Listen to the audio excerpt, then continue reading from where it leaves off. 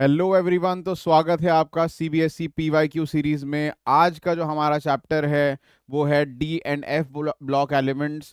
Class 12th का chapter है। हमारी सीरीज चल रही है सीबीएसई प्रीवियस ईयर क्वेश्चंस, जिसके अंदर हम ईयर 2024 के जितने भी सेट्स आए थे उनके सभी क्वेश्चंस को डिस्कस कर रहे हैं।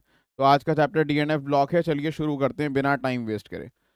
सबसे पहला क्वेश्चन आप देख पाओगे, यहाँ लिखा है which one of the following first row transition elements is expected to have the highest third ionisation enthalpy.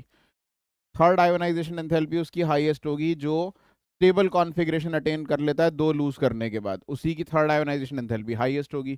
तो आयरन देखिए, अगर 26 एटॉमिक नंबर, आयरन को चेक करिए, 26 एटॉमिक नंबर, कॉन्फ़िगरेशन आती है 4s2 3d6। ठीक है, तो दो लूज करने के बाद भी इसमें 3D में 6 इलेक्ट्रॉन्स रहेंगे, यानी एक और इलेक्ट्रॉन ही आसानी से लूज कर सकता है। अब मैंगनीज को अगर आप देखो, मैंगनीज का एटॉमिक नंबर 25 दिया हुआ है आपको, जहां कॉन्फ़िगरेशन आएगी 4s2 3d5।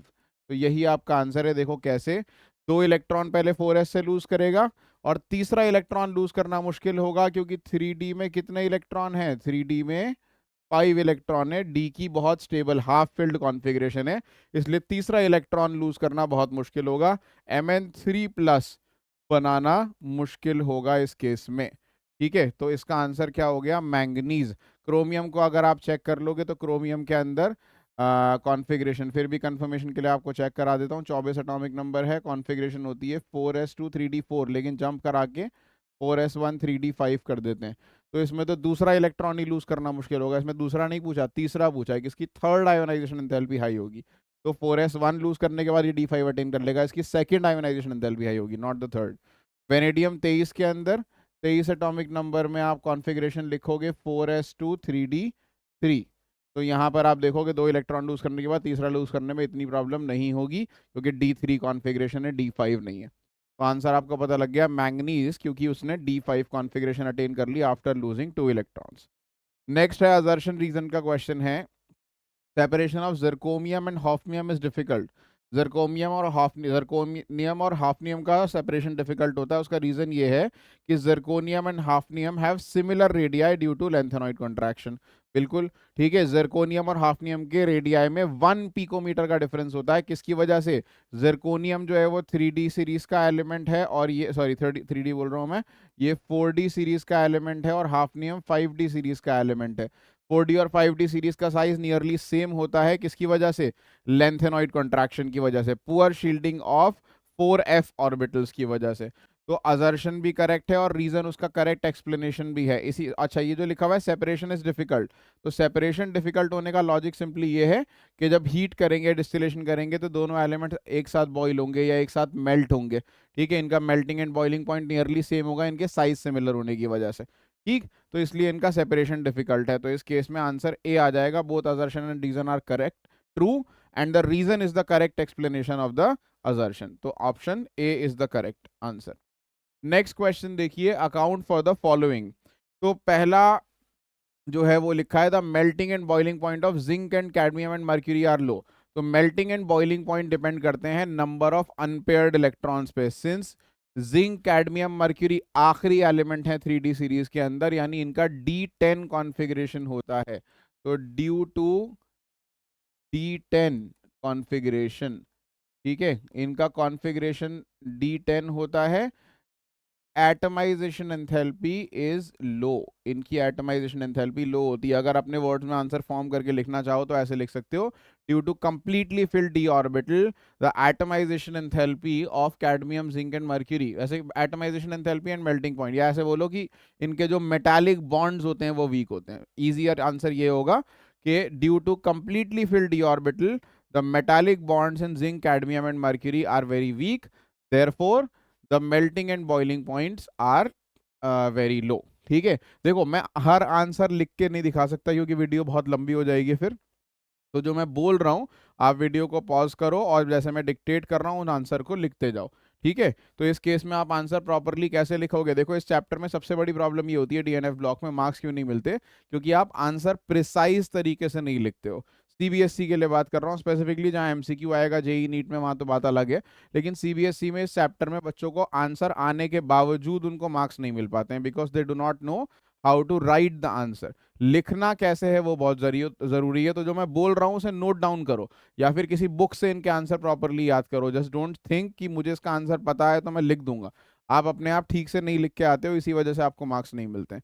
ठीक है, आंसर जो एक लाइन में आ जाना चाहिए उसको आप 5 लाइन में लिख के आते हो, और उसमें भी एक्यूरेट नहीं होता, सारी इन्फॉर्मेशन नहीं होती है। ठीक है, तो इस पहले केस में आप आंसर क्या लिखोगे? Due to completely filled d orbital the metallic bonding in zinc, cadmium and mercury are very weak and therefore they have low boiling and melting point. Video को पॉज करके जो बोला उसे नोट डाउन कर लो।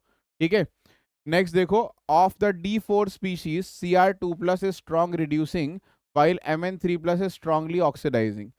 Cr2+ जो है वो reducing है और Mn3+ इज ऑक्सीडाइजिंग। तो आप Cr2+ की कॉन्फ़िगरेशन लिखिए पहले। Cr2+ 24 एटॉमिक नंबर होता है, कॉन्फ़िगरेशन वैसे होती है 4s1 3d5, लेकिन क्योंकि इसने अब लूज कर दिए 2 इलेक्ट्रॉन, तो 4s क्या हो जाएगा? 4s हो जाएगा 0 और 3d हो जाएगा 4। ठीक है, अब आप देखो Cr2+ D4 में है और ये बोल रहा है it is strongly reducing. Strongly reducing का मतलब ये दूसरे को रिड्यूस करेगा, खुद ऑक्सीडाइज होगा। स्ट्रांगली रिड्यूसिंग होने का मतलब है ये खुद क्या होगा? ऑक्सीडाइज। तो Cr2+ बेटा जब Cr3+ में आएगा, Cr3+ में आएगा तो कॉन्फ़िगरेशन हो जाएगी 4s0 और 3d3। तो it is attaining D4 to D3 configuration. D3 क्या है? D3 है half filled T2G। Half filled, जिस आपने कोऑर्डिनेशन नंबर अगर पढ़ लिया है तो ये आपको समझ में आएगी बात, नहीं पढ़ा है तो नहीं समझ में आएगी। तो D3, डी में जब 3 इलेक्ट्रॉन होते हैं वो तो हाफ फिल्ड T2G ऑर्बिटल होता है। इसी वजह से D3 की स्टेबिलिटी भी अच्छी खासी होती है, किसमें? एक्वस सोल्यूशन में, वीक फील्ड लिगेंड की प्रेजेंस में। ऐसे एक्वस सोल्यूशन में याद रखो D3 is very stable in aqueous solution. तो आंसर क्या लिखोगे? Cr2+ is strongly reducing because it can convert from D4 to D3 configuration by attaining half-filled T2G orbital, by attaining a stable half-filled T2G orbital। ठीक है, दोबारा से बोल रहा हूँ, क्या लिखोगे? Cr2+ is reducing in nature because it can oxidize to Cr3+ and attain a stable half-filled T2G orbital। D3 लिख देना ब्रैकेट में। ठीक है, उसके बाद Mn3+ स्ट्रांगली ऑक्सीडाइजिंग। तो Mn3+ स्ट्रांगली ऑक्सीडाइजिंग क्यों है? Mn3+ देखो पहले, Mn3+ में 4s2 3d5 होता है क्योंकि 25 एटॉमिक नंबर होता है। ठीक है, लेकिन 3 लूज कर दिए तो 4s हो जाएगा 0 और 3d हो जाएगा 4। नाउ इसे बोल रहे हैं it is strongly oxidising. Strongly oxidising का मतलब दूसरे को ऑक्सीडाइज कर रहा है और खुद क्या होना चाह रहा है? रिड्यूस। अगर रिड्यूस यानी Mn2+ में आना चाह रहा है। ठीक है, इलेक्ट्रॉन गेन करना चाह रहा है, तो कॉन्फ़िगरेशन क्या हो जाएगी? D5। इलेक्ट्रॉन गेन कर लिया, D4 की जगह क्या हो गई? D5। तो why Mn3+ is strongly oxidizing? Because it can gain 1 electron to attain a D5 stable configuration। ठीक है, तो Mn3+ is strongly oxidizing because it gets reduced to Mn2+ and attains a stable D5 configuration। आप ये करके भी दिखा देना चाहो तो साइड में, बट कीवर्ड्स को हाईलाइट रखना, to attain a stable D5 configuration, और इसमें to attain a stable D3 configuration. T3 के ब्रैकेट में लिख के आप लिख सकते हो हाफ फिल्ड T2G ऑर्बिटल। ठीक है, दोबारा से बोल रहा हूं एक बार, प्रॉपरली आंसर कैसे लिखोगे? Cr2+ is strongly reducing because it gets oxidized to Cr3+ and attains a stable D3 configuration। Bracket में लिख देना half filled T2G। Mn3+ is strongly oxidizing because it gets reduced to Mn2+ and attains a stable D5 configuration। ठीक है, that is how you will write the answer। Next है E not value of Cu2+ Cu is 0.34, positive value 0.34। तो ये बहुत important question है, NCERT में भी given है और वैसे भी कई बार आ चुका है। तो E not value electrode potential या रिडक्शन पोटेंशियल कॉपर 2+ कॉपर का 0.34 क्यों होता है? यहाँ पे जो समझने वाली बात है वो ये है, ये पूछना चाह रहे हैं कि यहाँ पे ये वैल्यू पॉजिटिव क्यों है। ठीक है, तो पॉजिटिव पोटेंशियल होने का कॉपर का रीजन ये होता है, देखो समझो ध्यान से एक बार जिसने नहीं किया है इसको। कॉपर जो है जब कॉपर 2+ में आता है तो वो 3 स्टेज से होता हुआ आता है, ठीक है। पहले तो कॉपर सॉलिड जो है वो कन्वर्ट होगा कॉपर गैशियस फॉर्म में। इस प्रोसेस में लगेगी एटमाइजेशन एंथैल्पी। फिर उसके बाद कॉपर जो गैशियस बन गया है वो एक एक करके 2 इलेक्ट्रॉन लूज करेगा और कॉपर 2+ बनाएगा। इसमें लगेगी ionisation enthalpy 1 and ionization enthalpy number 2, दोनों का सम लगेगा बेसिकली, ठीक है। नाउ इन दोनों प्रोसेस में जो एनर्जी एब्जॉर्ब हो गई वो बहुत हाई है, ठीक है। High energy is required to convert copper solid to copper 2+ gaseous. Very high amount of energy is required. Copper solid को कॉपर 2+ गैशियस में कन्वर्ट करने में बहुत हाई एनर्जी लगती है। लेकिन जब ये कॉपर 2+ गैशियस बन गया ना, इसको स्टेबलाइज करने के लिए जब आप इस ये वाटर से रिएक्ट करके कॉपर 2+ एक्वस बनाता है, जिसमें रिलीज होनी चाहिए थी एनर्जी, जिसे आप बोलते हैं हाइड्रेशन एंथैल्पी। अगर जितनी एनर्जी अब्सॉर्ब हो रही थी उससे कई ज्यादा एनर्जी रिलीज हो जाती हाइड्रेशन एंथैल्पी की फॉर्म में, तो बहुत बढ़िया था, पॉजिटिव पोटेंशियल नहीं आता। But hydration enthalpy is not high enough, या फिर सिंपल वर्ड्स में अभी बताऊंगा इसका आंसर कैसे लिखोगे। The hydration enthalpy does not compensate for the energy required to convert Cu solid to Cu2+ gaseous।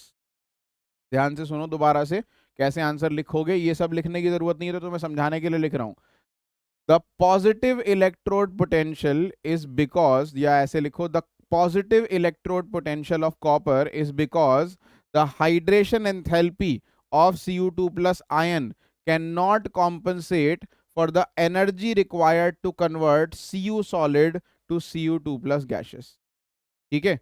Cu solid को Cu2+ गैशियस तक लाने में जो एनर्जी लगी, Cu2+ गैशियस से Cu2+ एक्वस बनने में, हाइड्रेशन एंथैल्पी उसे कॉम्पनसेट नहीं कर पाती।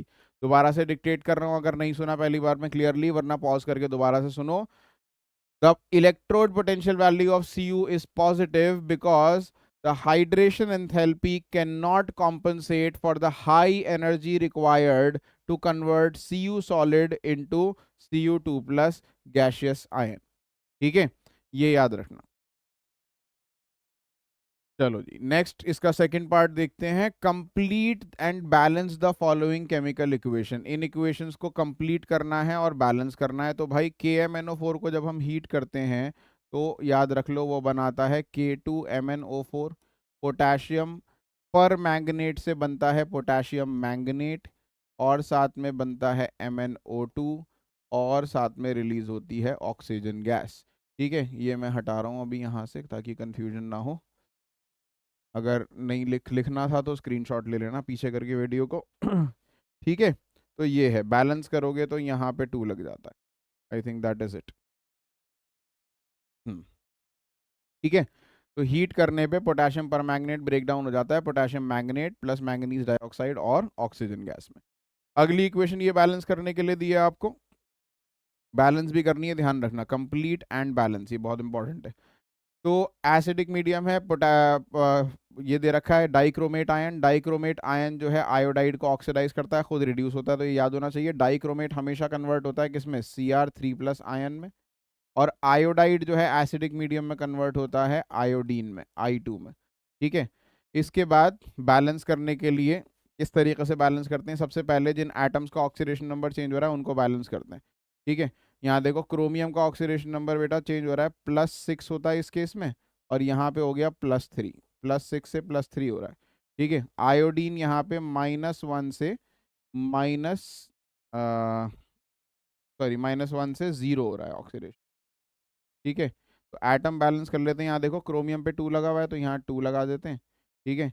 आयोडीन पे 6 लगा हुआ है तो यहाँ पे क्या लगा दो, 3 लगा दो, ऑलरेडी 6 उन्होंने लगा के दे दिया, ठीक है। हाइड्रोजन बैलेंस करने के लिए वाटर ऐड कर दो।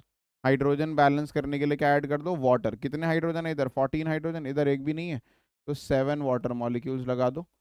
अब तुम देखोगे कि जो ऑक्सीजन है वो ऑटोमेटिकली बैलेंस हो गया। कितने ऑक्सीजन थे इधर, 7, और यहाँ पे भी कितने हो गए, 7, हो गई इक्वेशन कम।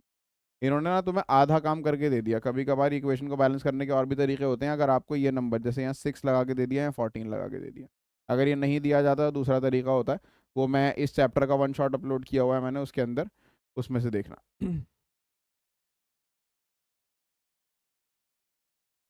ठीक है, तो ये हो गई इक्वेशन बैलेंस। नेक्स्ट देखो,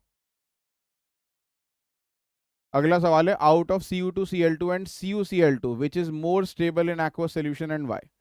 Cu2Cl2 में से और CuCl2 में से एक्वस सोल्यूशन में कौन सा ज्यादा स्टेबल है। ठीक है, ये समझना है। तो Cu2Cl2 के अंदर ऑक्सीडेशन स्टेट जो कॉपर की है वो है +1। ठीक है, और CuCl2 के अंदर है +2। तो टेक्निकली तुमसे बस ये पूछ रहा है कि वो Cu1+ ज़्यादा स्टेबल होता है, Cu2+ ज़्यादा स्टेबल होता है। तो क्लियरली Cu2+ ज़्यादा स्टेबल होता है। ठीक है, तो हम कहेंगे CuCl2 इज मोर स्टेबल। अब वाई लिखवा देता हूं मैं, क्यों मोर स्टेबल। याद रखो, पहले तो ये याद रखो कि Cu1+ और Cu2+ में कौन ज़्यादा स्टेबल है। Cu2+ हमेशा ज़्यादा स्टेबल होगा Cu1+ से।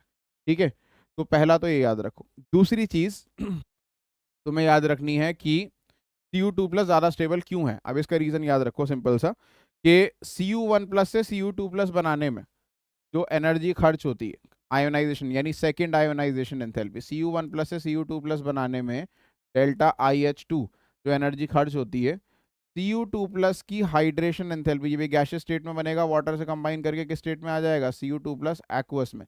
इस प्रोसेस में कौन सी एनर्जी होगी, हाइड्रेशन एंथैल्पी। ठीक है, तो दिस आयोनाइजेशन एंथैल्पी को ये कॉम्पनसेट कर देती है। I2 is comparatively lower and hydration enthalpy is higher. यानी Cu+ को Cu2+ में कन्वर्ट करने में जो सेकेंड आयोनाइजेशन एंथैल्पी लगती है, यानी जो एनर्जी लगती है, हाइड्रेशन एंथैल्पी उसको कॉम्पनसेट कर देती है या मोर देन कॉम्पनसेट कर देती है। तो इसी वजह से Cu2+ जो है वो ज्यादा स्टेबल है और Cu1+ कम स्टेबल है। अब इसका आंसर लिखोगे कैसे, पहले तो ये लिख दोगे कि 2+ वाला CuCl2 इज मोर स्टेबल। आगे लिखोगे, रीजन कैसे लिखोगे, देखो जो बोल रहा हूँ उसे नोट करना, कॉपी पे लिखते जाओ साथ साथ, क्योंकि ये रीजन आप इसी तरीके से लिखोगे या किसी बुक से लिखो या मैं जो बोल रहा हूँ वो लिखो। ठीक है, आंसर प्रॉपरली लिखा होगा तो ही मार्क्स मिलेंगे, वरना नहीं मिलेंगे। नो मैटर आप कितना सोच लो कि ये चैप्टर मुझे आता है, मैं तो कर दूंगा, बना के लिख दूंगा आंसर। अगर आपको आंसर सही से बनाना आता है, तरीका है आपके अंदर लिखने का, जो बहुत रेयरली होता है क्लास 12 स्टूडेंट में, आपको धीरे धीरे डेवलप होगा जब आप ग्रेजुएशन में जाओगे, मास्टर्स में जाओगे। Scientific writing is not that simple. If you know it that's very good. बहुत रेयर केस में ऐसा मैंने देखा है बच्चों को कि साइंटिफिकली वो प्रॉपरली लिख पा रहे हैं आंसर। ठीक है, अगर जो लिख पा रहे हैं उसका रीजन यही है कि उन्होंने बहुत किताबें पढ़ी हैं, शुरू में बहुत रट्टा लगाए आंसर, फिर उनको धीरे धीरे ग्रिप आ जाती है कि कैसे आंसर्स को लिखना होता है। कोई भी डायरेक्टली नहीं सीख सकता। The scientific writing is not English. Grammar की तरह नहीं है कि अगर आप इंग्लिश के अंदर एसेज और हिस्ट्री के अंदर या पॉलिटिकल साइंस में अच्छा लिख पाते थे या इंग्लिश लिटरेचर में अच्छी कहानियां लिख पाते थे तो आप साइंटिफिक राइटिंग अच्छी कर लोगे। बहुत रेयरली ऐसा होता है। ठीक है, तो साइंटिफिक राइटिंग डिफरेंट है, इसलिए उसको ध्यान से पहले रटो, याद करो, सीखो, देखो किताबों में कैसे लिखा होता है, धीरे धीरे सीख जाओगे कैसे लिखा जाता है। ठीक है, खैर इस क्वेश्चन के आंसर में आप लिखोगे CuCl2 is more stable because the hydration enthalpy of Cu2+ ion more than compensates for the second ionization enthalpy required to convert Cu+ to Cu2+। या फिर और छोटा कर सकते हो, because the hydration enthalpy of Cu2+ ions more than compensate for the second ionization enthalpy, that is more than enough। ठीक है, the hydration enthalpy of Cu2+ ion more than compensates for the second ionization enthalpy. ठीक है, तो ये इसका answer हो जाएगा। Next है, right the general electronic configuration of F block elements. F block elements की जनरल इलेक्ट्रॉनिक कॉन्फ़िगरेशन लिखनी है। तो भाई कैसे लिखेंगे, देखिए जरा ध्यान से। हम इसके अंदर लिखते हैं N-2 F में 1 से 14 इलेक्ट्रॉन, N-1 D में 0 to 1 इलेक्ट्रॉन, और NS में भी 1 से 2 इलेक्ट्रॉन। ठीक है, this is the configuration written. अगर आपको थोड़ी आगे पीछे लिखी हुई है एनसीईआरटी में या डिफरेंट है तो कर सकते हो, डजेंट मैटर, देख सकते हो इसे एनसीईआरटी से, बट इस तरीके से भी लिखोगे तो कोई प्रॉब्लम नहीं। कई जगह पे एफ को बाहर कर देते हैं, इसको अंदर कर देते हैं, बट ये जो है प्रॉपर ऑर्डर है, क्योंकि वैलेंस शेल सबसे बाहर आएगा, उससे अंदर वाला शेल, उससे अंदर वाला शेल, लेकिन ये आगे पीछे भी हो जाए तो काम चल जाता है। ठीक है, मार्क्स मिल जाएंगे आपको। नेक्स्ट देखिए, तो ये रटने वाली चीज है, इसमें कुछ समझाने का नहीं है। Predict which of the following will be coloured in aqueous solution and why. तो कलर्ड आयंस वो होते हैं जिसके अंदर क्या आते हैं, अनपेयर्ड इलेक्ट्रॉन्स। जहां पे भी अनपेयर्ड इलेक्ट्रॉन्स आएंगे वहां कलर आएगा, जहां इलेक्ट्रॉन्स अनपेयर्ड नहीं होंगे वहां कलर नहीं आएगा। तो आप देखो स्कैंडियम 3+, अब भाई इसके लिए आपको 21 से 30 तक एटॉमिक नंबर्स याद होने चाहिए। अगर आपको याद नहीं है स्कैंडियम से लेके जिंक तक के एटॉमिक नंबर, तो इस टाइप के क्वेश्चन नहीं कर पाओगे, ठीक है। और ये जरूरी है, कोऑर्डिनेशन कंपाउंड्स के लिए भी जरूरी है, ठीक। तो हर बार एटॉमिक नंबर्स गिवन नहीं आएंगे, जैसे अभी हमने देखा पिछले क्वेश्चन में गिवन थे, तो यहाँ पे भी खैर गिवन है, लेकिन हर बार सीबीएसई में गिवन नहीं होते, किसी किसी क्वेश्चन के लिए आपको याद करने पड़ेंगे। एनीवेज, तो स्कैंडियम 21 एटॉमिक नंबर है भाई। 21 अगर है स्कैंडियम, तो क्या कॉन्फ़िगरेशन हो गई, 4s2 3d1। तो 3+ का मतलब क्या, 3 इलेक्ट्रॉन उसने लूज कर दिए, तीनों लूज हो गए, 4s2 भी और 3d1 भी, बचे ही नहीं इलेक्ट्रॉन, यानी कंप्लीटली फिल्ड शेल है। तो ये कलर्ड नहीं होगा, ठीक है। ये पूछा है कौन सा कलर्ड होगा इसमें, predict which of the following will be coloured, yes. तो स्कैंडियम नहीं होगा। नेक्स्ट Fe3+, Fe3+ बेटा, Fe3+, Fe होता है 26 एटॉमिक नंबर, दिया हुआ भी है आपको, 4s2 3d6, ठीक है। 3 इलेक्ट्रॉन, 3+ मतलब 3 इलेक्ट्रॉन लूज कर दो, 3 इलेक्ट्रॉन लूज कर दोगे तो क्या 4s0 हो जाएगा और 3d5 हो जाएगा। अगर d5 होगा तो बेटा 5 अनपेयर्ड इलेक्ट्रॉन होंगे, इसका मतलब Fe will be coloured, Fe3+ will be coloured, ठीक है। जिंक 2+ देख लो, जिंक के अंदर 30 एटॉमिक नंबर होता है, 30 का मतलब 4s2 3d10, d10 है, दो लूज किए हैं 2+ में, तो 4s0 हो गया, डी में 10 है, डी में 10 यानी सारे इलेक्ट्रॉन्स पेयर्ड है, तो कलर नहीं होगा। तो कौन कलर्ड है इनमें से, सिर्फ Fe3+ कलर्ड है, ना स्कैंडियम कलर्ड है और ना ही जिंक कलर्ड है। चलो नेक्स्ट क्वेश्चन देखो, बेसिकली याद रखो, अनपेयर्ड इलेक्ट्रॉन आएंगे तो कलर आएगा, अनपेयर्ड इलेक्ट्रॉन नहीं आएंगे तो कलर भी नहीं आएगा। नेक्स्ट देखो, how can you obtain potassium dichromate from sodium dichromate. तो बड़ा ही सिंपल क्वेश्चन है, पोटेशियम डाइक्रोमेट सोडियम डाइक्रोमेट से कैसे बनाएंगे। तो सोडियम लास्ट स्टेप है आपके पोटेशियम डाइक्रोमेट के प्रिपरेशन में। सोडियम डाइक्रोमेट ये होता है Na2Cr2O7, इसमें आपको सिंपली KCl के 2 मॉलिक्यूल डालने पड़ते हैं। तो क्या करते हैं, 2 मॉलिक्यूल KCl, 2 सोडियम को रिप्लेस करके 2 पोटेशियम लगा देते हैं, तो K2Cr2O7 बन जाएगा पोटेशियम डाइक्रोमेट, और सोडियम चला जाएगा क्लोराइड के साथ, 2 मॉलिक्यूल सोडियम क्लोराइड बाहर, ठीक है। तो this is very simple, obtain potassium dichromate from sodium dichromate, ये लास्ट स्टेप है सोडियम पोटेशियम डाइक्रोमेट के प्रिपरेशन रिएक्शन के। नेक्स्ट देखिए, why do transition metals and their compound show catalytic activity.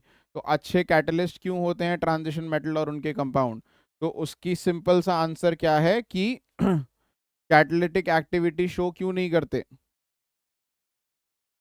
Show क्यों करते हैं सॉरी, तो due to the ability to show variable oxidation, ability to show variable oxidation number या oxidation state, doesn't matter, कुछ भी लिख सकते हो।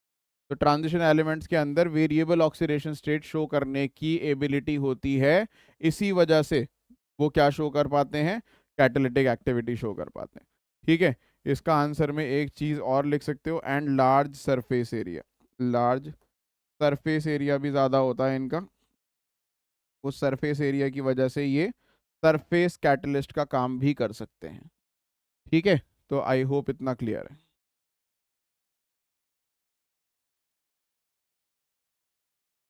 हाँ जी, तो नेक्स्ट है भाई, when MnO2 is fused with KOH in air it gives. तो MnO2 को KOH से फ्यूज करते हैं एयर में, ये MnO2 इफ यू रिमेंबर ये पायरोलुसाइट ओर है भाई, पायरोलुसाइट ओर, इसके अंदर KOH डालते हो और एयर में O2 से रिएक्ट कराते हो, तो पहले बनाता है ये K2MnO4, जिसका ऑक्सीडेशन कराने पे फर्दर जो है वो KMnO4 बन जाता है। तो फ्यूज के MnO2 को एयर से फ्यूज करेंगे तो KMnO4 नहीं, क्या बनेगा, K2MnO4।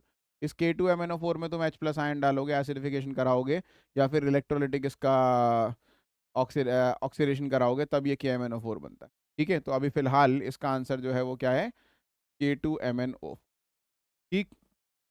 ये पोटेशियम परमैंगनेट के प्रिपरेशन में पहला स्टेप है, ठीक है। नेक्स्ट देखिए, what is lanthanoid contraction and actinoid contraction is greater from element to element than lanthanoid contraction, why.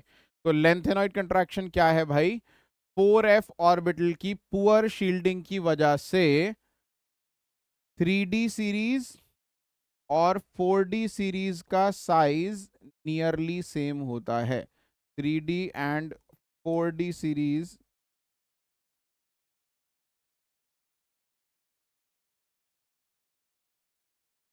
and 4D series have nearly same size, same size elements। ठीक है, किसकी वजह से? Due to poor shielding of f orbital, 4f orbital, 4f orbitals. ठीक है, इसी को कहते हैं हम लेंथेनॉइड कॉन्ट्रैक्शन। ठीक है, व्हाट इज लेंथेनॉइड कॉन्ट्रैक्शन? तो क्या आप लिखोगे? Due to poor shielding of 4f orbital, 3D and 4D series elements have nearly same size, this is what you call lanthanoid contraction. अब अगला पॉइंट ये लिखा हुआ है, actinoid contraction from element to element is greater than lanthanoid contraction. Actinoid contraction lanthanoid contraction से ज्यादा होता है। Why? Because 5f has even poorer shielding. 5f की शील्डिंग 4f से भी ज्यादा पुअर होती है। 5f has poorer shielding than 4f।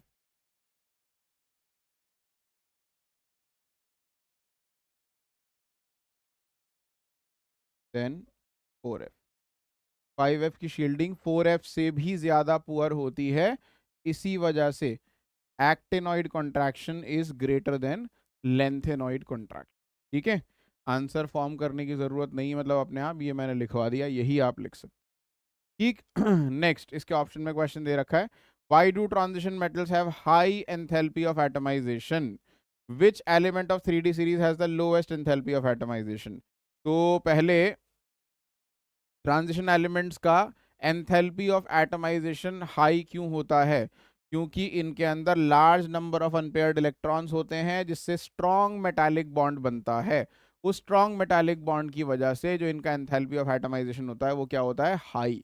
तो आप आंसर में क्या लिखोगे? एक line answer, due to large number of unpaired electrons in d orbital the metallic bonding in transition element is very strong, this results in high atomization enthalpy. ठीक है, तो जिसमें अनपेयर्ड इलेक्ट्रॉन कम होंगे वहां पर वहां पर जो होगा क्या कहते हैं, ट्रांजिशन एलिमेंट के अंदर जिसमें अनपेयर्ड इलेक्ट्रॉन कम होंगे उसका जो मेटालिक पॉइंट मेल्टिंग पॉइंट होगा वो लोएस्ट होगा, या फिर उसकी एंथैल्पी ऑफ एटमाइजेशन लोएस्ट होगी। तो which element of 3D series has lowest enthalpy of atomization? तो इसका आंसर जिंक लिख सकते हो। विच ट्रांजिशन एलिमेंट अगर पूछा जाता तो ऑल दो जिंक नहीं लिखते, फिर स्कैंडियम लिखते हम, क्योंकि जिंक ट्रांजिशन एलिमेंट नहीं कंसिडर किया जाता फुली फिल्ड डी ऑर्बिटल की वजह से। ठीक है, तो फिलहाल ये पूछा है विच element of 3D series, 3D series में, पूरी 3D सीरीज में लोवेस्ट एंथैल्पी ऑफ एटमाइजेशन किस एलिमेंट की होती है? तो आप यहां लिख सकते हैं कौन? Zinc. Zinc has the lowest enthalpy of atomization. ठीक है, नेक्स्ट। तो इस क्वेश्चन में हमें एक पैसेज गिवन है, पैसेज के नीचे एक टेबल गिवन है जिसमें कुछ इलेक्ट्रोड पोटेंशियल्स दिए हुए हैं और बाद में उसके क्वेश्चन है। पैसेज वाले क्वेश्चन में जनरली पैसेज यूजलेस ही होता है। ठीक है, अगर फिर भी हमें काम आएगा तो क्वेश्चन पढ़ते पढ़ते पता लग जाएगा, तो पहले से पैसेज पढ़ने की जरूरत नहीं है, आप क्वेश्चंस पढ़िए, अगर पैसेज यूजफुल होगा तो पता लग जाएगा। देखिए, सबसे पहला क्वेश्चन है, answer the following, on what basis can we say that copper is a transition metal while zinc is not. तो कॉपर अपनी, जिंक जो है अपनी ग्राउंड स्टेट में भी और ऑक्सीडाइज स्टेट में भी, जिंक के फॉर्म ले लो या फिर जिंक 2+ ले लो, दोनों ही स्टेट में D10 कॉन्फ़िगरेशन होती है। इसमें होता है 4s2 3D10 और यहाँ पर 4s0 3D10, क्योंकि 4s से इलेक्ट्रॉन लूज होते हैं। तो जिंक चाहे ऑक्सीडाइज्ड फॉर्म में लो या ग्राउंड स्टेट में लो, दोनों ही स्टेट में जिंक जो है उसमें D10 कॉन्फ़िगरेशन है, कंप्लीटली फिल्ड डी ऑर्बिटल है, इसी वजह से जिंक ट्रांजिशन एलिमेंट नहीं है। On the other hand copper को अगर आप लोगे तो कॉपर ग्राउंड स्टेट में तो नहीं, ग्राउंड स्टेट में तो ये 4s1 3D10 होता है, लेकिन कॉपर अपनी ऑक्सीडाइज्ड फॉर्म में, कॉपर 2+ फॉर्म में क्या हो जाता है? 4s0 और 3D9। तो इनकम्प्लीटली, सॉरी 3D9, तो डी में 9 इलेक्ट्रॉन्स आ गए, किसमें? कॉपर 2+ में। तो zinc has D10 configuration in both ground state as well as in oxidized state, whereas copper has D9 configuration in oxidized form, copper 2+ state. ठीक है, therefore copper is a transition element while zinc is not. Next है why do transition element show variety of oxidation state, तो variable oxidation state show करते हैं। जैसे manganese आपने देखा अपना Mn+2+3+4+5+6+7, आयरन शो करता है +2+3, कोबाल्ट भी शो करता है +2+3, मतलब बहुत सारे elements almost variable oxidation state show करते हैं एक्सेप्ट अ फ्यू, वो बताएंगे एक्सेप्शन। तो क्यों शो करते हैं उसका रीजन है, याद रखिए, इसके अंदर जो वैलेंस ऑर्बिटल है 4s और 3d, ठीक है, NS, आप 4s 3d मत लिखना, आप लिखना NS एंड N-1d ऑर्बिटल जो है आपके वैलेंस ऑर्बिटल्स के अंदर एनर्जी गैप बहुत कम होता है। ठीक है, एनर्जी गैप बहुत कम होता है तो NS से इलेक्ट्रॉन लूज होने के बाद N-1d से भी इलेक्ट्रॉन लूज हो सकते हैं, इसी वजह से ये वेरिएबल ऑक्सीडेशन स्टेट शो करता है। या फिर कई जगह आंसर ये भी लिखा होता है due to incompletely filled d orbital, तो इनकम्प्लीटली फिल्ड होने की वजह से डी ऑर्बिटल के एम्प्टी ऑर्बिटल अवेलेबल होते हैं या अनपेयर्ड इलेक्ट्रॉन वाले ऑर्बिटल अवेलेबल होते हैं, इसकी वजह से भी ये वेरिएबल ऑक्सीडेशन स्टेट शो करता है। तो आप दोनों रीजन लिख दो, it shows variable oxidation state due to the following reasons. पहला रीजन लिखो, there is a very small energy gap between NS and N-1d orbital. Second, it has incompletely filled d orbital. इन दो reason से variable oxidation state show करता है। C part देखिए, why do E0 M2+M value show irregular trend from vanadium to zinc. तो vanadium से zinc तक जब हम जाते हैं यानी 23 एटॉमिक नंबर से 30 तक, तो M2+M यानी इलेक्ट्रोड पोटेंशियल जो होते हैं 2+ के, वो बहुत अलग अलग इरेग्युलर ट्रेंड शो करते हैं। तो इसका मतलब क्या है, जैसे मैंगनीज के केस में देखो, मैंगनीज में Mn से Mn2+ बनाने से बहुत फायदा होता है। क्यों? क्योंकि ये था 4s2 3d5, यहाँ हो जाएगा 4s0 3d5, यानी इसने d5 कॉन्फ़िगरेशन अटेन कर ली। 4s में जो 2 इलेक्ट्रॉन थे वो लूज हो गया, अब क्या हो गया, स्टेबल कॉन्फ़िगरेशन में आ गया। तो ये this would want to lose electron very easily, यानी ये ऑक्सीडाइज होना चाहेगा बहुत आसानी से, और जो भी चीज आसानी से ऑक्सीडाइज होना चाहती है उसका E0 क्या होता है, लो होता है। तो इस पर्टिकुलर केस में जो इलेक्ट्रोड पोटेंशियल होगा it would be lower than expected. ठीक है, मैंगनीज के केस में it would be lower than expected. Similarly zinc के केस में भी, जिंक भी बहुत आसानी से 2+ इलेक्ट्रॉन बनाएगा क्योंकि वो D10 अटेन कर लेता है। जिंक 2+ भी बहुत आसानी से बनता है क्योंकि वो D10 अटेन कर लेता है। जिंक का भी जो इलेक्ट्रोड पोटेंशियल है वो क्या होता है, बहुत लो होता है। फिर निकल पे भी होता है। निकल का रीजन अलग है कि निकल का साइज बहुत ज्यादा छोटा होता है तो हाइड्रेशन एंथैल्पी हाई होती है, तो बीच में इरेगुलरिटी आती है मैंगनीज पर, जिंक पे और निकल पे। ठीक है, मैंगनीज पे आती है, फिर निकल पे आती है, फिर जिंक पे। मैंगनीज 2+ का रिडक्शन पोटेंशियल बहुत लो होता है, निकल 2+ का बहुत लो होता है, और जिंक 2+ का बहुत लो होता है। तो बेसिकली यही रेगुलर ट्रेंड है। अब इतना डिटेल नहीं लिखनी, आपको आंसर में लिखना है due to the stability of half filled and fully filled d orbitals. ठीक है, there is an irregular trend of electrode potentials. ठीक है, तो या due to variable stability of various d orbital configurations, the E0 values also show irregular trend. ठीक है, next लिखोगे आप नेक्स्ट क्वेश्चन है, मतलब how is the variability in oxidation state of transition metal different from that of non transition metals. तो transition metals में जो oxidation state की वेरिएबिलिटी है ना, वो 1 से वैरी करती है, यानी there is a difference of 1 in each case. जैसे एग्जांपल समझाता हूँ क्या मतलब है, 1 का डिफरेंस होने का मतलब क्या है, समझो ध्यान से। हाँ जी, तो इसमें बेसिकली जैसे मैंगनीज है, मैंगनीज 2+ भी शो करता है ऑक्सीडेशन स्टेट, +3 शो करता है, +4, +5, +6, +7। ठीक है, ऐसे ही क्रोमियम +3 से लेके +6 तक शो करता है। तो you can see there is a difference of 1 between each oxidation state. 2 के बाद 3, 3 के बाद 4, 4 के बाद 5, 6, 7, 8। तो there is a difference of 1 unit between different oxidation states. Whereas जैसे अगर नॉन ट्रांजिशन एलिमेंट में क्लोरीन का केस ले लो, क्लोरीन जो है -1 ऑक्सीडेशन स्टेट शो करता है, उसके बाद +1, +3, +5 और +7 ये शो करता है। अब यहाँ देखो -1 से गए +1, 2 का गैप, +1 से +3 2 का गैप, +3 से +5 2 का गैप, +5 से +7 भी 2 का गैप। तो ऑक्सीडेशन स्टेट्स के अंदर the gap between the two oxidation state is of 2। ठीक है, तो यही आप आंसर में लिख सकते हो। इन transition element the oxidation state differ by 1, whereas in non-transition elements such as halogens or any other p block elements, the oxidation states generally differ by a unit of 2।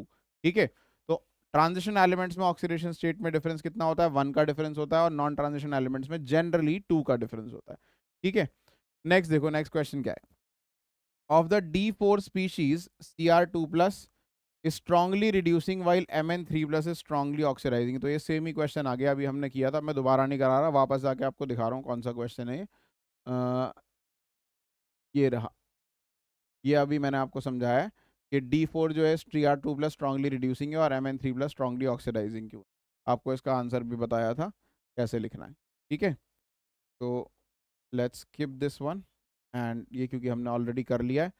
अब देखते हैं, complete the following ionic equation. Equation आपको ये दे रखी है, MnO4 minus ने H2O add किया और I माइनस ऐड किया। अब ये यहाँ थोड़ी जगह नहीं है, तो मैं अगले पेज पे इसे लिख लेता हूँ एक बार और फिर वहाँ सॉल्व करता हूँ। तो इक्वेशन ये दे रखी है, MnO4 minus H2O and I minus. ठीक है, अभी मैंने रिसेंटली एक वीडियो अपलोड की है पोटेशियम परमैंगनेट के ऑक्सीडाइजिंग एक्शन पे एसिडिक और बेसिक मीडियम में, तो आप उसे देख सकते हो, उसमें समझ में आ जाएगा ये कैसे करते हैं। नहीं तो यहाँ देख लो, बहुत सिंपल है। यहाँ पर अगर लेफ्ट साइड पे H प्लस आयन नहीं लिखे हुए तो आप कंसिडर करके चलो कि ये अल्कलाइन मीडियम है। ठीक है, कंसिडर करके चलो कि क्या है, ये अल्कलाइन। अगर H प्लस आयन लिखे हैं तो एसिडिक मीडियम मानोगे। अब अल्कलाइन मीडियम में याद रखो MnO4 माइनस कन्वर्ट होता है MnO2 में। ठीक है, I माइनस कन्वर्ट होता है IO3 माइनस। ठीक है जी, नाउ आपको ऑक्सीडेशन नंबर लिखने पड़ेंगे जो एलिमेंट्स हैं उनके। मैंगनीज का +7 होता है, याद कर लो। MnO2 के अंदर इसका ऑक्सीडेशन नंबर +4 निकलेगा। I माइनस में -1 है, और IO3 माइनस में कैलकुलेट कर लो, x -2 × 3 - 6 इक्वल टू -1, तो ये आ जाएगा +5। ठीक है, अब आप गैप देखो बेटा कितने का। सबसे पहले आप देखो 7 से लेके 4, सबसे पहले देखो जिनका ऑक्सीडेशन नंबर चेंज हो रहा है, क्या वो एटम्स बैलेंस्ड है? मैंगनीज का एक एटम, मैंगनीज का एक एटम, आयोडीन का एक एटम, आयोडीन का एक एटम, बैलेंस्ड है। यहाँ 7 से 4 कितने का गैप है? 3 का गैप है। ठीक है, -1 से +5 कितने का गैप है? 6 का गैप है। ठीक है, यानी दो ऑक्सीडेशन नंबर जो हो रहा है, यहाँ पे हो रहा है डिक्रीज बाय 3 और यहाँ हो रहा है इंक्रीज बाय 6। बैलेंस करने का तरीका क्या है? आपको डिक्रीज और इंक्रीज को बराबर करना होता है। जितना डिक्रीज हो रहा है उतना ही इंक्रीज होना चाहिए। तो इंक्रीज 6 है, डिक्रीज 3 है, तो आप 3 को क्या कर दोगे? ×2, ताकि वो 6 बन जाए। अब जिस नंबर से यहाँ मल्टीप्लाई करते हैं वही 2 नंबर यहाँ भी। अगर आपको हाफ रिएक्शन करके, स्प्लिट करके, ऑक्सीडेशन हाफ और रिडक्शन हाफ करके इसे बैलेंस करना आता है तो वैसे ही करो, नया मेथड सीखने की जरूरत नहीं है। जैसे आपको आता है बहुत बढ़िया, वैसे ही कर लो। आई फाइंड दिस ईजियर, तो मैं इस तरीके से करता हूँ। अगर आपको हाफ रिएक्शन करके ईजी लगता है तो आप वैसे करिए। ठीक है, तो आपको पहले क्या करना है, जो इन एटम्स का ऑक्सीडेशन नंबर चेंज हो रहा है उनको बराबर करना है। मैंगनीज का एक एटम, मैंगनीज का एक था, आयोडीन का एक, आयोडीन का एक। फिर आपने चेंज देखना है, 3 का चेंज था, यहाँ 6 का चेंज था, फिर चेंज को बराबर करना है। 6 का चेंज है तो यहाँ भी 6 का करना है, इसलिए 2 से मल्टीप्लाई कर दिया और 2 दोनों तरफ लगेगा। ठीक है, उसके बाद आप कर लो charge balance OH minus ion लगा के। क्यों? क्योंकि यहाँ पे अगर H प्लस नहीं दिए तो आपको अज्यूम करना है कि अल्कलाइन मीडियम है। ठीक है, और OH माइनस से चार्ज बैलेंस करोगे। चार्ज देखो यहाँ पे कितना है, -2 और -1। -2 और -1 चार्ज है, और यहाँ पे सिर्फ -1। यहाँ -2 और -1 हो गया -3, और यहाँ पे जो चार्ज है वो सिर्फ -1 है, क्योंकि इस पे कोई चार्ज है नहीं। तो किधर OH माइनस ऐड होंगे? OH माइनस इधर -3 है, इधर -1 है, तो यहाँ पे 2 OH माइनस हम ऐड कर देंगे, ताकि चार्ज दोनों तरफ -3 हो जाए।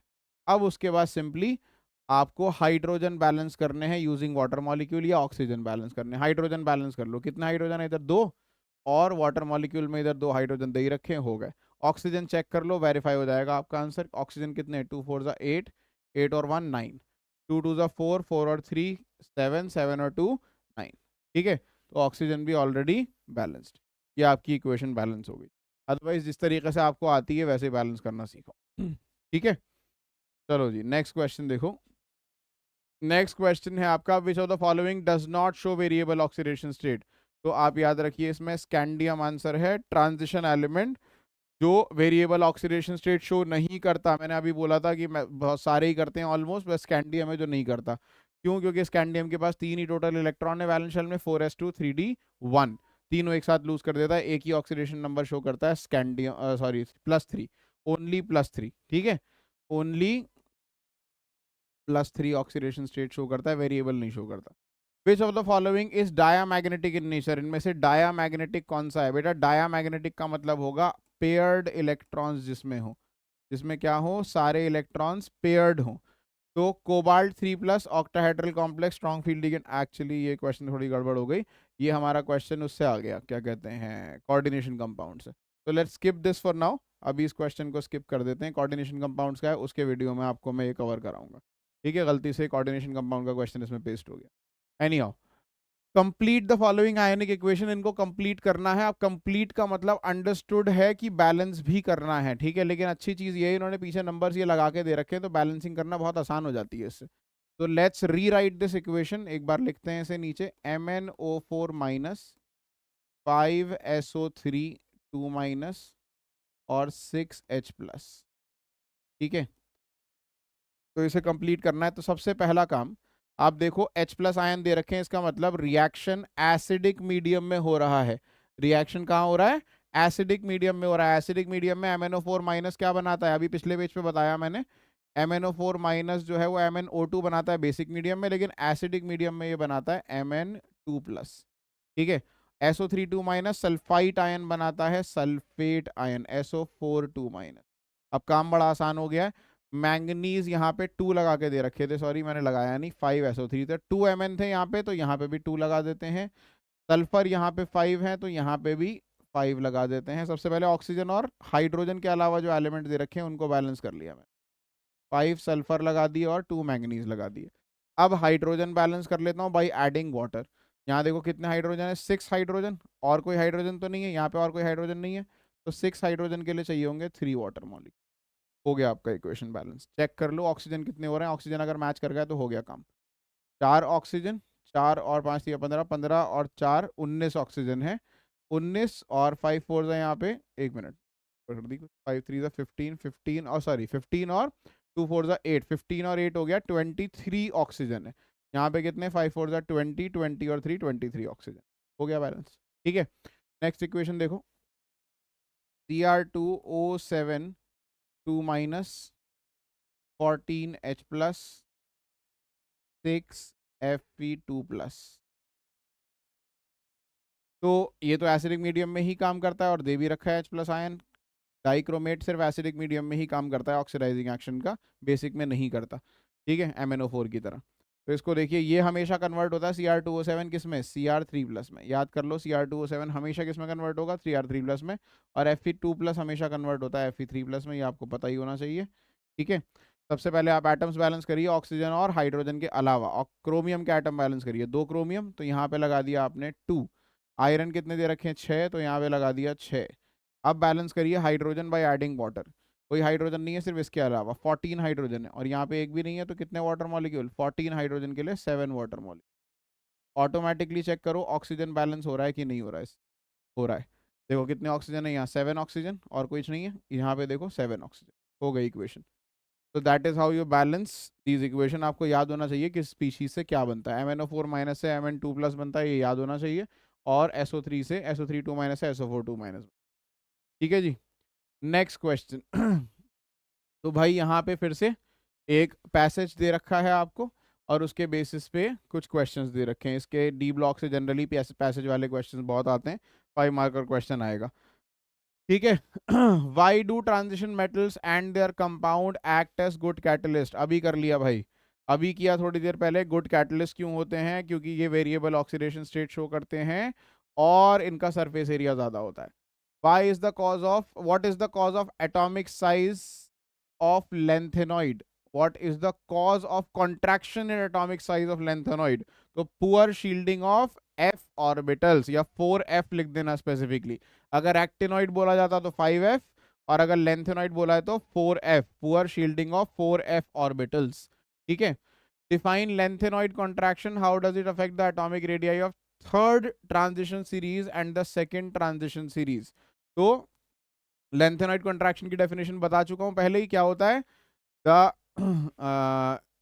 Size of 3D and 4D series, जिसको हम थर्ड और 4D एंड 5D सीरीज, जिसको हम सेकेंड और थर्ड सीरीज बोल रहे हैं, ये थर्ड ट्रांजिशन सीरीज कौन सी हो गई? 4D सीरीज, सॉरी 4D नहीं, 5D सीरीज। और सेकेंड ट्रांजिशन सीरीज कौन सी हो गई? 4D।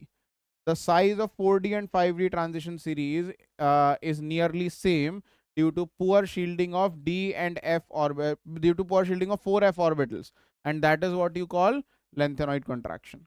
ठीक है, किसे बोलते हैं lengthenoid contraction? The size of 3D, 4D and 5D series is elements is nearly same due to poor shielding of 4F orbitals. This is what you call lengthenoid contraction. ठीक है, अगला पूछा है, in aqueous media which is stronger reducing agent. Aqueous medium में stronger reducing agent कौन है? Chromium 2+ या Fe2+। तो देखिए क्रोमियम 2+ और Fe2+ दोनों ही लिख लेते हैं। क्रोमियम 2+ में कॉन्फ़िगरेशन क्या हो जाएगी? 4s2 3d4, 4s1 3d4 होता है, ये बन जाएगा 4s0 3d4, और Fe2+ बन जाएगा 4s0 3d6।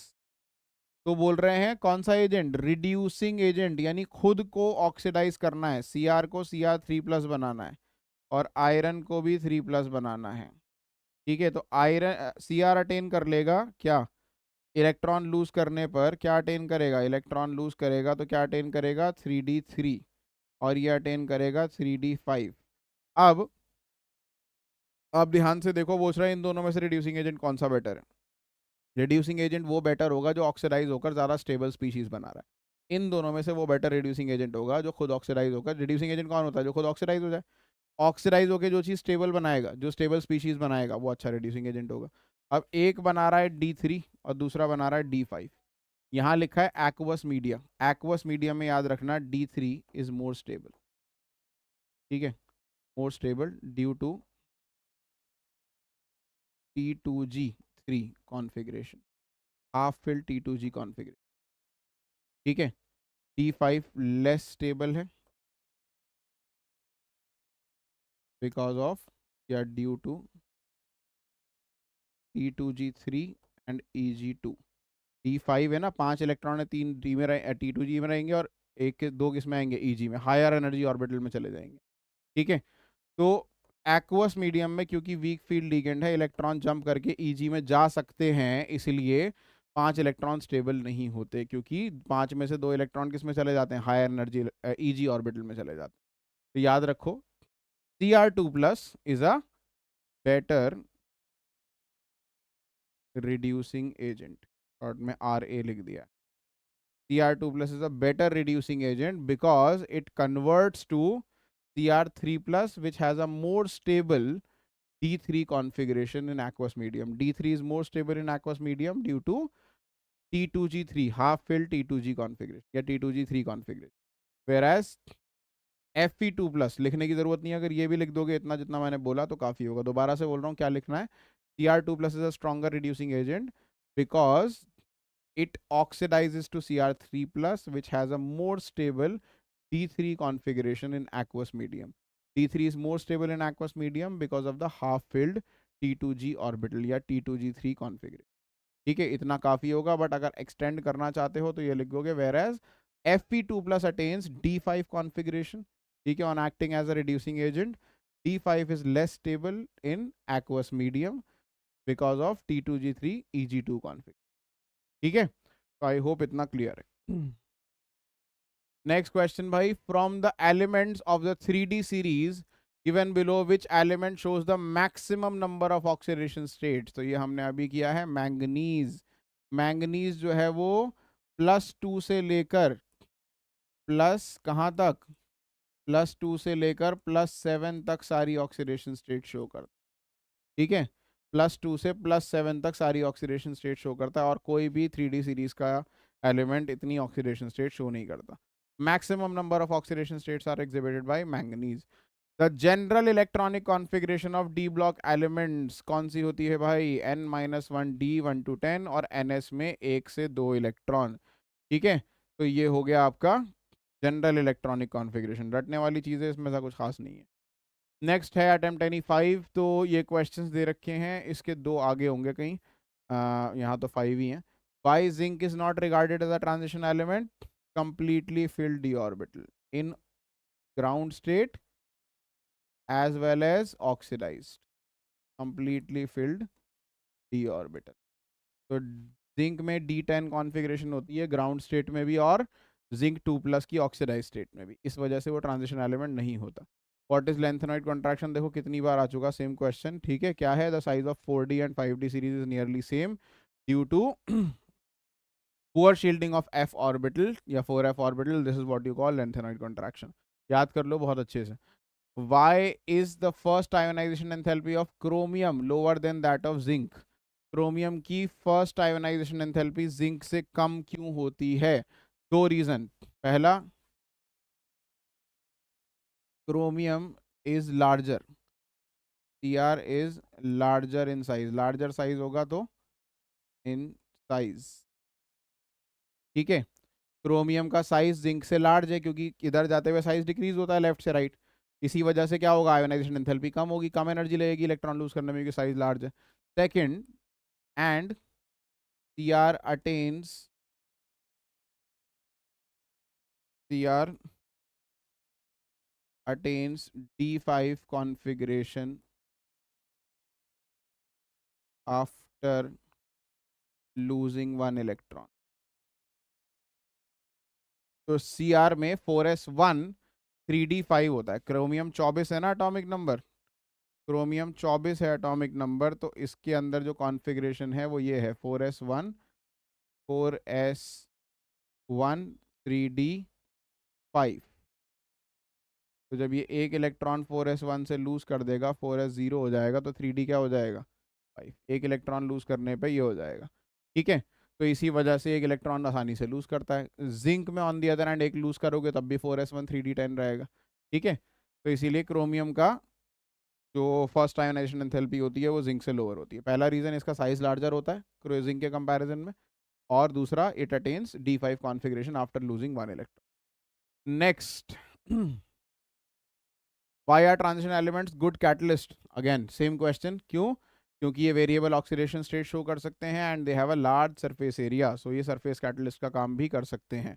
एडजॉर्प्शन कैटलिसिस कहते हैं इसे, एडजॉर्प्शन, एब्जॉर्प्शन नहीं, एडजॉर्प्शन कैटलिसिस, सरफेस एरिया की वजह से जो। नेक्स्ट, तो मेन रीजन वो याद रखना, वेरिएबल ऑक्सीडेशन स्टेट की वजह से होते हैं अच्छे catalyst. Compounds of transition metals are generally coloured, क्यों? Due to large number of unpaired electrons, ठीक है। ड्यू टू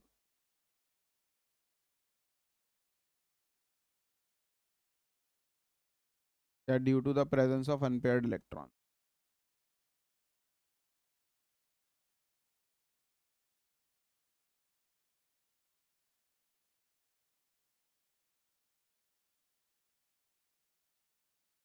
और incomplete d orbitals, incompletely filled d orbitals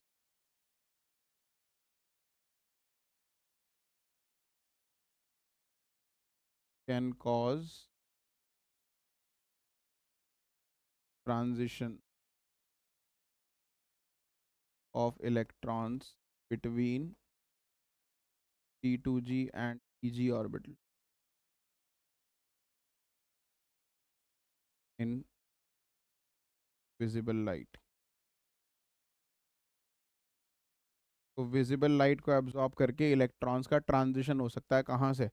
T2g से Eg ऑर्बिटल, या अगर नीचे ये T2g है तो T2g से Eg, और अगर नीचे Eg है तो Eg से T2g ऑर्बिटल, बेसिकली इसे डी ट्रांजिशन जिसे कहते हैं, ठीक है। इसी की वजह से कलर आता है, ठीक है। तो there are large number of unpaired electrons and also there are incompletely filled d orbital, ठीक है। ये भी कह सकते हो, दोनों पास से बातें एक दूसरे से सिमिलर ही हैं। And there is the possibility of d transition in the presence of visible light, and that is why the compounds are coloured, ठीक है। नेक्स्ट क्वेश्चन देखिए, out of KMnO4 and K2MnO4 which one is paramagnetic and why? तो याद रखिए जो manganate है, potassium manganate, वो paramagnetic होता है, और जो पोटेशियम पर मैंगनेट है वो डायामैग्नेटिक। का रीजन समझो, पोटेशियम पर मैंगनेट में KMnO4 में, यहाँ लिख देता हूँ KMnO4 में तो ऑक्सीडेशन नंबर है वो +7 है, और K2MnO4 में ऑक्सीडेशन नंबर +6। ये कैलकुलेट करना आता है तुम्हें तो खुद कर लेना, +6 है। तो अगर Mn+7 ऑक्सीडेशन स्टेट में होगा, 25 एटॉमिक नंबर है, +7 4s2 3d7 ही 3d5 था ना ये, 25 एटॉमिक नंबर 4s2 3d5 था। अब +7 का मतलब क्या, सारे लूज हो गए, 4s 0 हो गया, 3d 0 हो गया, तो there are 0 unpaired electrons, 0 electrons in fact, ठीक है। 0 अनपेयर्ड इलेक्ट्रॉन इससे पहले वाले में भरे होंगे बस 3p तक, ठीक है। और अगर Mn on the other hand +6 होगा, जैसे कि पर मैग्नेट की जगह मैग्नेट में है +6, तो क्या आ जाएगा, 4s2 3d5 ये भी था, लेकिन 4s 0 और 3d में 1 इलेक्ट्रॉन बच जाएगा, ठीक है। तो इसी वजह से ये पैरामैग्नेटिक होगा, ठीक है। तो पोटेशियम मैग्नेट याद रखना, यही पूछा है आपसे पैरामैग्नेटिक कौन सा है, तो potassium manganate is paramagnetic due to the presence of 1 unpaired electron in the manganese, in the 3d orbital of manganese, whereas potassium permanganate has a +7 configuration, +7 oxidation state of manganese. As a result, there are no unpaired electron, there are d0, there is a d0 configuration, no electrons in the d orbital, and therefore it is diamagnetic, ठीक है। ये Nobel gas configuration attain कर लिया, argon के equivalent हो गया। Next देखो भाई, complete the following ionic equation, ये दे रखी है इक्वेशन। डाइक्रोमेट आयन में एसिड डाला, डाइक्रोमेट में एसिड डालने से क्या होता है, डाइक्रोमेट में आप एसिड डालोगे तो वो, ये तो इनकम्प्लीट द फॉलोइंग इक्वेशन, ये तो कुछ होगा ही नहीं, नो रिएक्शन आना चाहिए इसके अंदर। एक क्रोमेट में एसिड डालने से डाइक्रोमेट बनता है, डाइक्रोमेट में एसिड डालने से कुछ भी नहीं होता। अगर यहाँ पे देखो क्रोमेट दिया होता Cr2, सॉरी CrO4 2- और उसमें आपने H+ आयंस डाले होते, तो ये कन्वर्ट हो जाता Cr2O7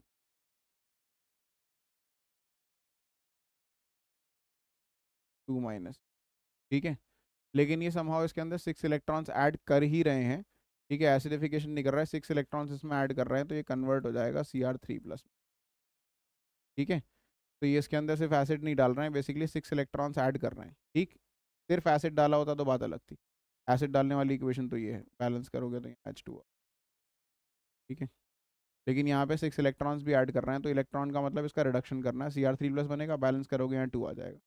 14H+ है तो बैलेंस करने के लिए H2O लगाओगे, 7H2O, ये हो गई कंप्लीट, ठीक है। तो मैं थोड़ा कंफ्यूजन में ये लिख रहा था, I did not see the electrons properly.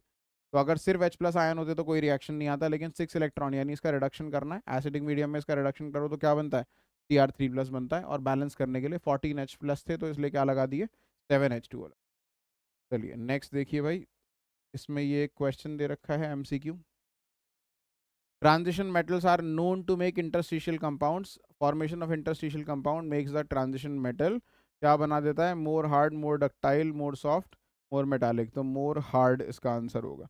बेटा इंटरस्टिशियल कंपाउंड अगर आपको पता नहीं है तो क्या होते हैं, ये बेसिकली ऐसे कंपाउंड हैं जहां पर हम ट्रांजिशन मेटल्स के अंदर कुछ ऐसे स्मॉल एलिमेंट्स जो होते हैं, स्मॉल साइज एलिमेंट्स, उसको फिल कर देते हैं। जो इंटरस्टिशियल स्पेसेस होते हैं ना, एम्प्टी स्पेस मेटालिक लैटिस के अंदर, उस मेटालिक लैटिस के इंटरस्टिशियल स्पेसेस में, एम्प्टी स्पेसेस के अंदर स्मॉल एलिमेंट जैसे कार्बन, हाइड्रोजन, ऑक्सीजन, इस तरह के एलिमेंट्स को फिल कर देते हैं। उससे क्या होता है, मेटल की हार्डनेस बढ़ जाती है। तो सॉफ्ट नहीं होता किसी भी हालत में, मेटालिक कैरेक्टर भी नहीं बढ़ता है, और डक्टाइल तो नहीं होता बल्कि हार्ड हो जाता है, नहीं, ठीक है, क्योंकि एम्प्टी स्पेस गायब हो गया तो हार्डनेस बढ़ जाएगी। नेक्स्ट जो क्वेश्चन दे रखा है असर्शन रीजन का है, ये सेम क्वेश्चन आ गया, अभी करा था हमने इस टाइप का क्वेश्चन। जर्कोमियम और हॉफनियम का साइज ऑलमोस्ट सिमिलर होता है और इसकी वजह लेंथेनॉइड कॉन्ट्रैक्शन है, यस। तो ये असर्शन भी करेक्ट है और रीजन इसका करेक्ट एक्सप्लेनेशन भी है, तो इसमें ऑप्शन ए आपका जनरली जो होता है वही करेक्ट होगा, ठीक है। नेक्स्ट क्वेश्चन देखिए, which element of 3D series has the lowest enthalpy of atomization. 3D series के कौन से एलिमेंट की लोएस्ट एंथैल्पी ऑफ एटमाइजेशन होती है, तो ये हमने अभी किया था, जिंक की एंथैल्पी ऑफ एटमाइजेशन लोएस्ट होती है। What happens to sodium chromate when it is acidified. Sodium chromate को जब हम एसिडिफाई करते हैं तो वो सोडियम डाइक्रोमेट बना देता है, रिएक्शन लिखिए, पहले तो लिख देना सिंपल वर्ड में, it converts to sodium dichromate. अगर आप आंसर बस इक्वेशन की फॉर्म में लिखना ज़रूरी नहीं है यहाँ पे, क्योंकि बोला नहीं है क्वेश्चन।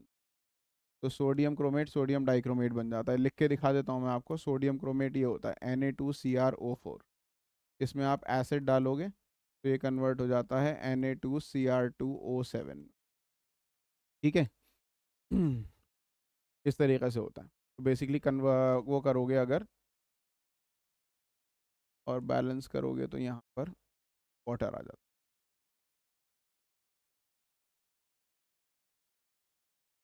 बैलेंस ज़रूरी नहीं है, खैर देख लेना ये equation. It convert to sodium chromate, ये याद रखो बस।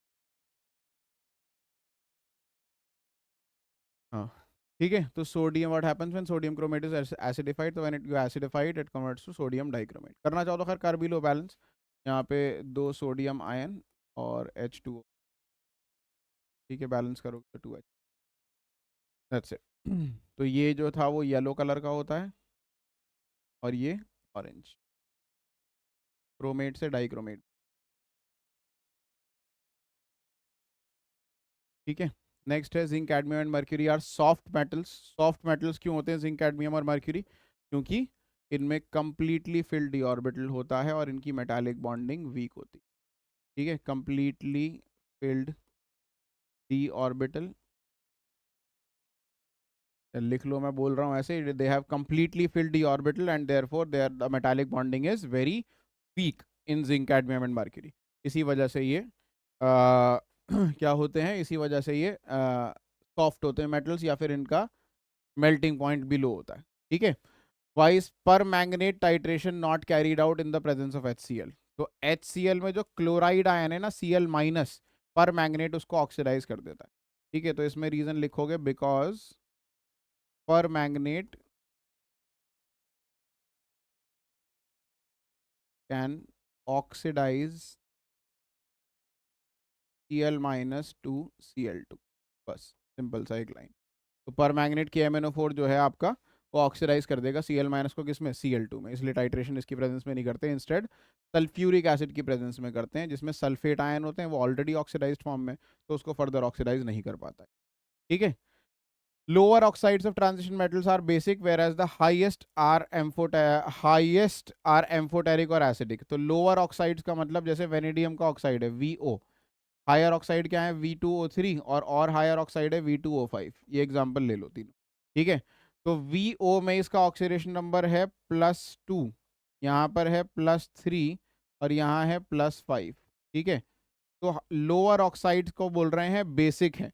बेसिक इसलिए हैं because they can lose electron, they can lose electron and become get higher oxidation state. So lower oxides can be oxidized to higher oxidation state or they can lose electrons and therefore जो electron lose करते हैं वो क्या होते हैं? Basic होते हैं या लुईस बेस होते हैं। ठीक है। तो lower oxides can lose electrons, या फिर दो lower oxides are electron rich, अभी इलेक्ट्रॉन है इनके पास और लूज कर सकते हैं, +2 से +3 जा सकता है, +5 जा सकता है। ठीक है। इसीलिए ये क्या होते हैं? बेसिक होते हैं, क्योंकि इलेक्ट्रॉन लूज कर पा रहे हैं। Whereas higher oxides and medium oxide जो हैं आपके, हाईएस्ट एंड मीडियम ऑक्साइड जो होते हैं, ये वाला जैसे एम्फोटेरिक होता है और ये क्या होता है? एसिडिक होता है। क्यों? क्योंकि +5 में है और इलेक्ट्रॉन लूज कर नहीं सकता, तो क्या कर सकता है? गेन। जो भी इलेक्ट्रॉन गेन करता है यानी इलेक्ट्रॉन डेफिशिएंट होता है, वो क्या है? वो एसिडिक है। तो दिस वन इज एम्फोटेरिक और ये जो है वो एसिडिक। एसिडिक ऑक्साइड्स वो होते हैं इलेक्ट्रॉन गेन कर लेते हैं, और ये वाला जो था ये बेसिक है। ठीक है। तो ये बेसिक। तो याद रखो ये हर मेटल में होगा। एग्जांपल आपको वेनेडियम का लेके दिखा दिया मैंने। किसी भी मेटल का, मैंगनीज का देख लो, लोवेस्ट ऑक्साइड जो होगा, जैसे मैंगनीज ऑक्साइड MnO, क्या होगा? बेसिक होगा नेचर में। ठीक है। मीडियम ऑक्साइड्स जो होंगे Mn2O3, वो एम्फोटेरिक होंगे। और Mn2O7 है जैसे, वो क्या होगा? वो एसिडिक होगा। तो lowest oxides are basic because they have a tendency to lose electron. ठीक है। या फिर they are electron rich, that is why they are base. Whereas highest oxides are acidic because they have a tendency to gain electron because they are electron deficient, that is why they are acids। ठीक है। तो ये थे आपके question, और last ये है दे रखा है एक, attempt any 5 of the following में। इसके पीछे चलेगा कुछ question. Ce3+ is easily oxidise to Ce4+।